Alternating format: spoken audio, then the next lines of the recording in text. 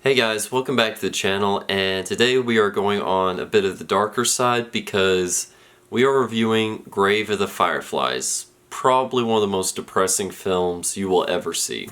This film is directed by Isao Takehata and is based on the novel by Akiyuki Nosaka by the same title.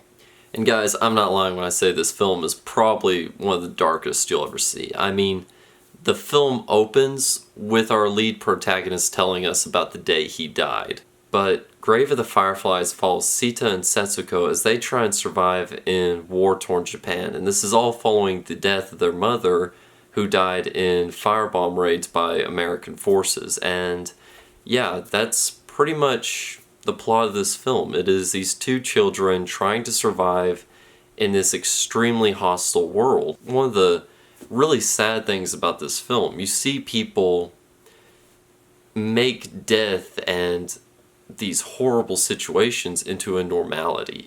And this is a really great point that's made by Takehata in this film, that this is what war is. I mean, it's an acceptance of death and the promotion of the unnatural, and that's a really great point that I liked with this film. Now, after going over the dark tone of the opening, I'd like to get to the animation and something that was really unique to that opening. The film opens with our protagonist Sita looking directly into the camera and addressing the audience. It makes a point to say, this is my story, this is what I'm projecting onto you, and it's a very powerful statement. Also, the animation in this film is brilliant, which that's kind of become a normality with Studio Ghibli films, but there's something more to this film, and it's predominantly due to Takehata's direction. He frames scenes in such a subtle and meticulous way that it gives it a lot of emotion and depth. Also, kind of continuing with my little spill of all the things that I love with this film, I really enjoyed the sound design of the film.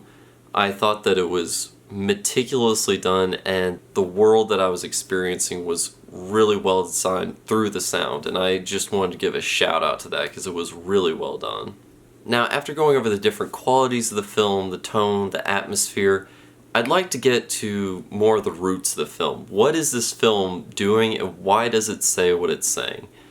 And I think that that's more towards the lines of war is hell and this is what war is. You know, we tend to forget that civilians are an active part of war and are actively engaged with that war. And that means that civilians are dying and being killed. And that's something that we tend to forget about in conflicts and in war in general. I mean, as an American watching this film, it's really depressing to see firebomb raids on Japanese cities with those big American stars on them. I mean, yeah, the Japanese military did horrible things, but that doesn't make what we did any better. And that doesn't negate the fact that civilians are civilians. I mean, we tend to forget that war is just terrible, and I really respected this film in making that statement and really just wanting people to acknowledge that. It doesn't point any fingers or demand any action. It's just asking to be recognized and for the lives and deaths of these people to be acknowledged, and that's something that's really powerful.